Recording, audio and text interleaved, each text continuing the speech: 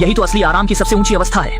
एक आदमी एक अमीर के घर की अलमारी में 20 साल से ज्यादा समय तक छिपा रहा। जब वह रोक नहीं पाता था तो उनका टॉयलेट इस्तेमाल करता था। जब भूख लगती थी तो मालिक के बाहर जाने पर चुपके से निकलकर उनका बचा हुआ खाना खा लेता था और इस्तेमाल किए बर्तनों को साफ भी कर देता था।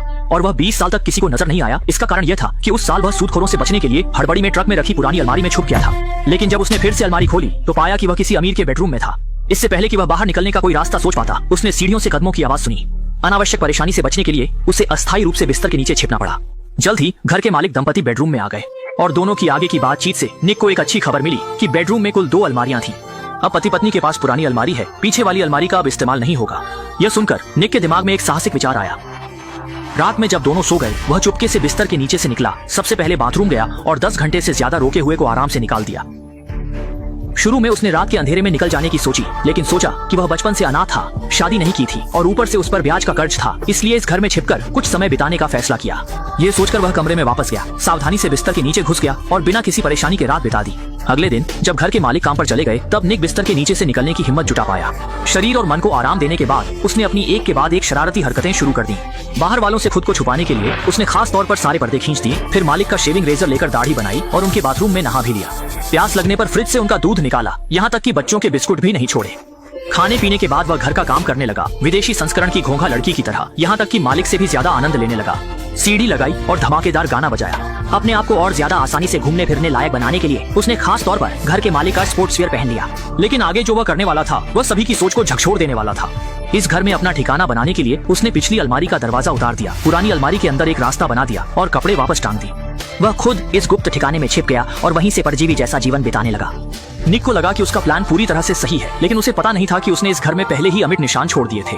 जैसा कि उम्मीद थी, जब महिला घर लौटी तो उसने देखा कि सुबह के गंदे बर्तन अब चमक रहे थे और चाय के बर्तन भी सलीके से सजे हुए थे।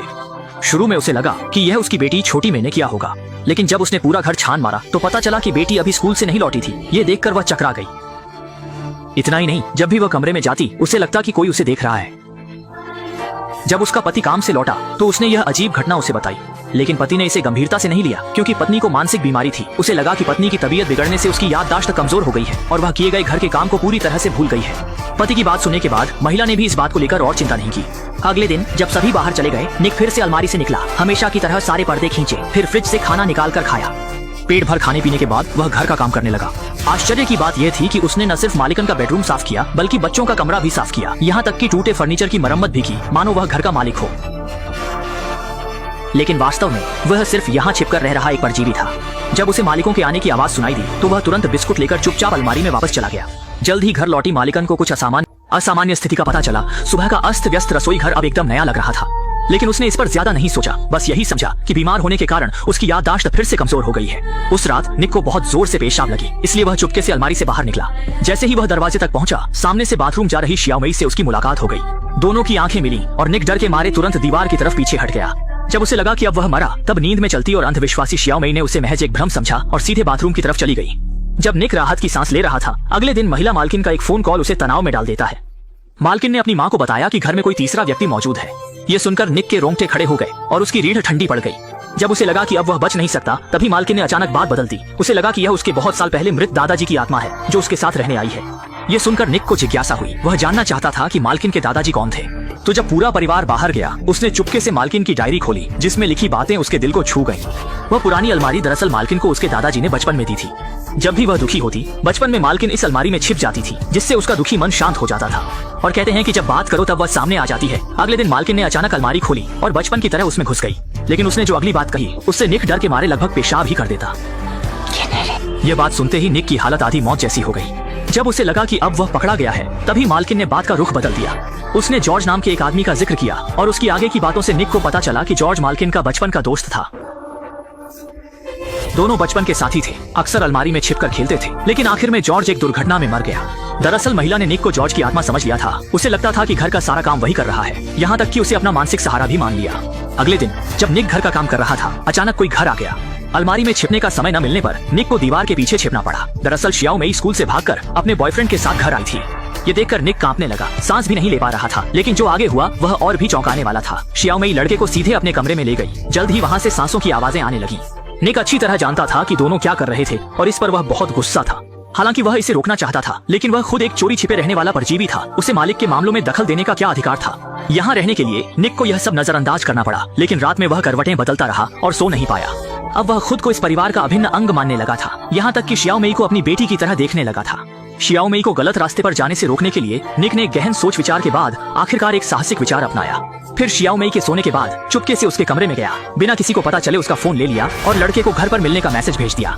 अगले दिन जब सब लोग घर से बाहर चले गए, निक चुपचाप अलमारी से बाहर निकल आया। जैसे ही उसने ताजी हवा के लिए दरवाजा खोला, पड़ोस के बुजुर्ग ने उसे नमस्ते किया। निक को मजबूरी में जवाब देना पड़ा और घबराकर वह तुरंत वापस अंदर चला गया। निक ने घर के अंदर कुछ देर इंतजार किया। आखिरकार शियाओ मेई का बॉयफ्रेंड आ गया। उसने खुद को शियाओ मेई का पिता बताकर लड़के को बैठने के लिए कहा और बातचीत शुरू की।